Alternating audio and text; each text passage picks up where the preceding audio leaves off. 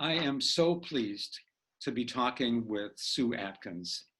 Welcome, Sue. This is a delight to speak with you. And on behalf of my colleague, Peter Nicholson, I want to thank you for your contribution to our book, Living Together, Separating, Divorcing, Surviving the Pandemic. And you can find Sue's article on page 32 in the book. So thank you for your contribution and thank you for talking with me this morning. Oh, it's my pleasure. I'm delighted to be part of something important, for families. And thank you for bringing us all together from all around the world with our intention to serve people, to help people, to support people. It's very important. So thank you. And Sue, in your work as a coach, helping parents and helping children, this must be an especially difficult time for parents as well as for their children. Oh, definitely. I mean, I hate that word now. Everyone says it's unprecedented, but it really is unusual. And they are very challenging times for some people in very challenging circumstances. And if your relationship has not been a particularly happy one, and you've been kind of going along steadily, but unhappily, possibly unconsciously, or even under the surface, lockdown was an absolute nightmare for you because suddenly you are pushed together with the person that you're having difficulty perhaps communicating with or understanding or tolerating. And you add homeschooling to this because this was a major thing. I mean, I'm a former deputy head teacher and class teacher for 20 years. So to me, and my children are grown now, but to me that wouldn't have been so scary and so stressful and difficult, trying to juggle work, juggle children, juggle your own emotional roller coaster, perhaps juggle an elderly relative. So it has been, for some families, very, very difficult indeed. And so I just wanted to be part of the book, perhaps to give people a helping hand, give them a different aspect and a different way to think about perhaps how to handle the relationships so that children are not necessarily damaged by it. My whole point of everything, my passion that I do for parenting, is that I was very blessed. I had a happy childhood, and I want to help parents create that sort of stable, secure, happy childhood for the children. And sometimes that's not always easy because you haven't studied it, or you're having challenges with it, or you're too close to it and you can't step back and sort of think about what's next. So my whole job is not to finger point. My whole point is to hold out a helping hand to parents, families, children, whatever their situation, is to give them a helping hand. So that's me really, all about parenting.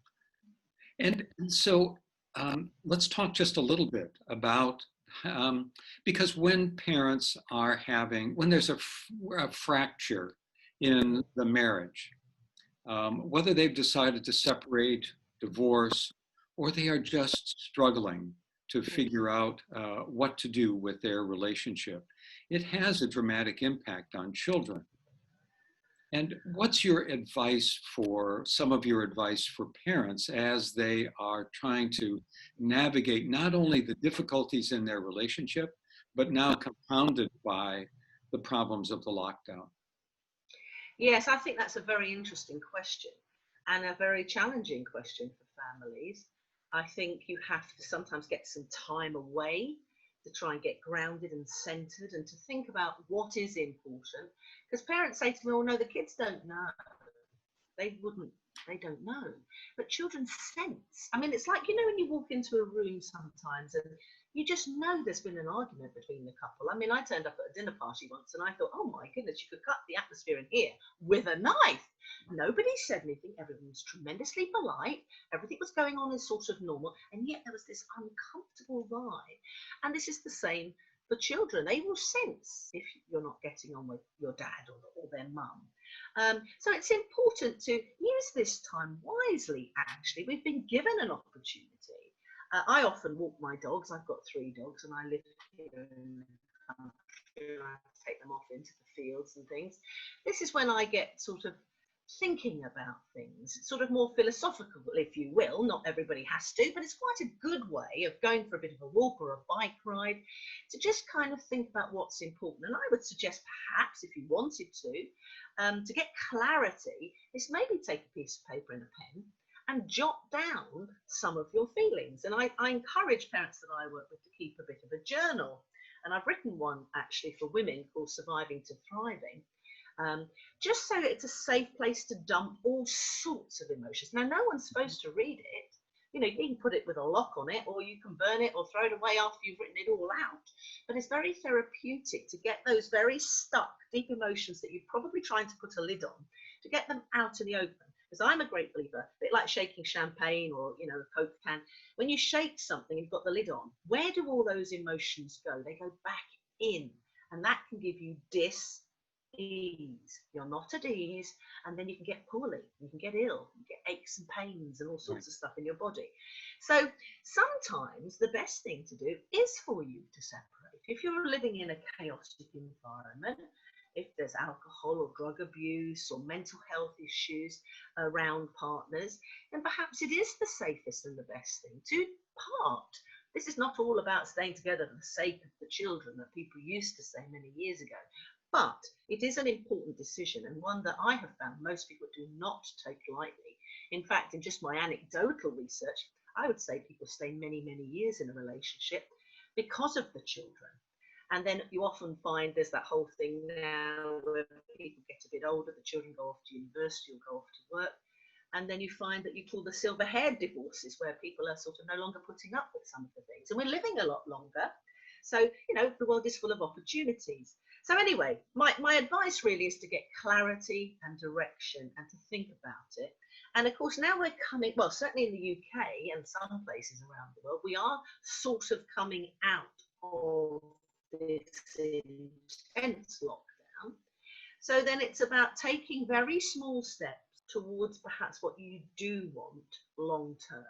And I know that this is a roadblock and maybe a difficult time, but like everything in life, if you actually know you want to go, my analogy is driving in a car. You put in your sat nav, you want to go to Edinburgh or Arizona, wherever you are in the world, and you put it in and you set off on your journey. Now, you may take you may have a coffee on the side, you may have a roadblock, you may have something that slows you down. But when you get back in the car and you've got the sat nav getting you to Edinburgh, you are going in the right direction. So if you are genuinely unhappy and you genuinely think it's time for you to do something about it, take some very small steps towards making that happen. And that action tends to help most people, and myself in particular, feel better. So whenever I get anxious or upset or hit a challenge, I go, well, what small step could I take of action that will help me feel back in control? And that's a piece of advice I would give people listening to this today, perhaps. Sure. And the point, I suppose, about taking time for yourself, you talk about walking your dogs in the field, but some people live in environments where that's not really possible. They don't have that much space. But I suppose to fill in, what you would say is take 5 minutes to yourself. Yes. Take a bath. Take a walk around the block. Yes. It doesn't have to be an hour. It doesn't have to be a whole day. It can be 5 minutes here or there to disconnect from what's happening in the moment. And do you have similar kind of advice for children? Well, children often feel, I wrote some of my books. I've got a divorce journal for children here that I wrote. I wanted to ask you about that. Good. Yeah. Well, I wrote this because I remember many years ago in my class of 8-year-olds, there were 3 families going through a divorce. And this beautiful little girl said to me, I don't know, no one's listening to me. And she said, why is it I have to pack my bag on a Friday and move? Why doesn't my mum have to do that, or my dad? She was quite indignant and quite cross, but also a little bit distressed. And so many years later, when I worked in, working in this arena, I have written copious amounts of articles on my website, about 160 of them, I think, all aspects of trying to navigate through the difficult times of divorce. But the journal for children is so they can feel heard, so they can express themselves safely. And then they can make sense of the divorce for themselves. Now, they can either do it on their own, it's age 7 to 14, you know, a bit of help if you're younger, do it on your own if you're older, or you can use it and talk with your mum or with your dad or with your grandma or even with your teacher about your very strong emotions that you're trying to process. Because children, now I talk about 7 stages of the divorce. I based it on Kubler-Ross. You know, she did about grief and dying and the phases you go through if you're diagnosed with cancer or something awful like that. I then felt it was quite similar, that grief and that loss that you feel. You grieve and lose the feelings of love that you had and the dreams you had. But I also feel the next stage from that is you do turn a corner. That's my 6th thing. And then the 7th one, eventually, after sometimes 18 months to 2 years, and most people don't realize it takes that long for a transition or a major life transition. You might do it quicker, but you then rise like a phoenix. And that's when you get back and do lovely things and your life makes sense and you feel, you know, happy again, perhaps in a different way. So it is a process and it's not an event. And I'm very keen to tell parents that and children. And one key message for me for children, if you get nothing else out of what we're discussing here, children tend to blame themselves. They said, oh, is it because I jumped into your bed night after night and you couldn't sleep? Is it because I didn't get the right grades? Is it because I was naughty? Whatever age and stage they're at, children tend to blame themselves. And obviously they really want you to get back together again because that's what they know. So you have to kind of work out the messages you want to tell them. You have to be truthful. Sometimes you don't know the answers, but you also have to hold the space for them to feel safe. And I think that's very, very important. So I hope those little ideas give people some food for thought. I think they do. And as I listen to you, one of the things that occurs to me that applies both to children and to their parents is to give themselves a bit of a break. I don't mean take time, but I mean to be patient with themselves. This, this lockdown has increased stresses and tension for everyone in the family. And the parents are going to be the ones who talk most about it. But the children are equally as affected. And for them to know that it's okay to feel stressed, to talk about it, to be upset, and then to move on. Yes, and again, to feel angry, to feel frightened, to feel uncertain, all of these big emotions are okay, but it's what you choose to do with them that's important. And one gift you can give your child is to listen properly to them. Don't rush in to rescue them. Don't sort of poo-hoo what they're saying, but actually sitting down and stopping what you're doing to listen to their fears or their anger or whatever they may be going through. Because I think a child who feels heard feels understood. And whilst you can't always give them the guarantees, I get parents I work with to draw a circle and put some spokes in it, and to write down some of the things that genuinely will stay the same, that they can guarantee. Like you'll still go to the same school, or you'll still go and see Mary on a Friday afternoon, or, you know, Mohammed will play with you in football on Sundays, or whatever it is that you do. So you can give some form of reassurance what will stay the same, whilst also, while you are trying to sort out, let's face it, what will change. But what will not change is your love for your child and, you know, your partner's love for your child. And one simple thing I do as well when I do parenting plans with parents is I get them to put a photograph of the child at the centre of the table. I remember doing this with a couple who were really lovely, but they were, you know, it wasn't particularly horrible divorce, but it wasn't also, you know, a walk in the park. Otherwise you wouldn't be separating and divorcing. So I remember asking the guy, you know, what do you think Ruby will think of that decision? That's all I said, just casually. And he went, oh my God, no, that's not a good idea at all. Because he looked at the photograph and suddenly it shifted him away from being angry with his wife about this decision he was getting stubborn about, actually what was the best thing for the children. And that helped him enormously. So I recommend doing maybe sometimes that, just so it takes down your sort of anger around negotiating perhaps with your partner. Yeah. But I think one of the things you say, and perhaps we'll end with this, that's so important is genuinely to listen to your Yes, child, not just to offer solutions, because that's one of the things that we as parents want to always do, is we want to yes, solve problems and take absolutely. care of our children, but to let them talk about without your trying to smother it, Yes, dismiss it, or overlook it. Talk about whatever it is that they're thinking and feeling. yes. And of course, the journey that everybody is on, these 7 stages, that applies to mum, that applies to dad, that applies to you, that applies to your brother. You'll all be in different places sometimes. It'll apply to grandma, who's devastated and upset about things too, or granddad.